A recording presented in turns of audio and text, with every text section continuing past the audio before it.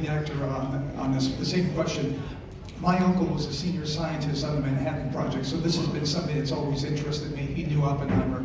I would like both of you to, if you could, talk about what you feel the tragedy and the message of, if you assume that's correct, the tragedy and the message of Oppenheimer, what he did. What is his message? What is the tragedy about Oppenheimer? That's a heavy question for backstage.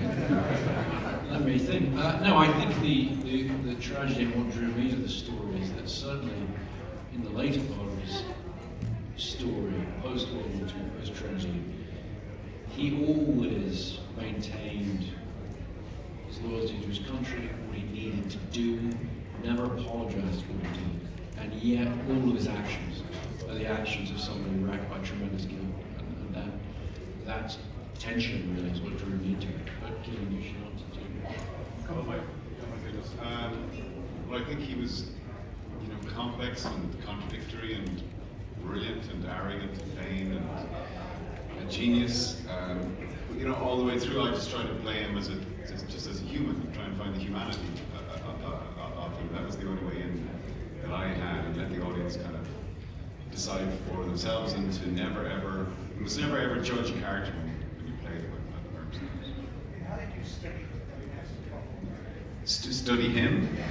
Well, there's a lot of stuff online, and I spoke to people that were in lectures that he'd given, but it's a sort of a synthesis of the stuff that you observe, and then the script, and then obviously you bring a bit of yourself to it, I suppose, but you just put it all into the mix. We weren't making a documentary, so it was our version from Chris's script of Oppenheimer, I guess. Thank you. Variety next. Hi there, it's Matt Donnelly from Variety. Congratulations to you all, and as Emma said, Chris, especially to you for this recognition. I think probably the most important thing we could talk about at this moment is, has word of your Peloton instructor's apology reached you, and have you been deterred from using it? Nothing but love for the Peloton, but I did not climb on it today, this is true. I did think, I might just skip it for a little while, but thank you for your concern. All right, we'll do one final question with today's show. Thanks, I appreciate it. Hi, I'm Lexi from the Today Show. Congratulations, I'm so excited for you guys. My question actually specifically is, sorry, for Cillian. I know you've spent a lot of the last decade working in both World War I and World War II.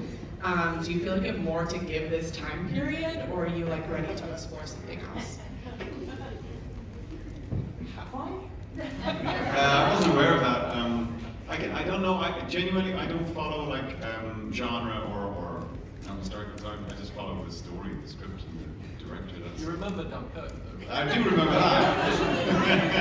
World War I and World War II. Yeah, I guess it was a very, very turbulent, interesting time in history. That's why it evoked so many stories. Also, there were no mobile phones, so it was, they don't destroy the story.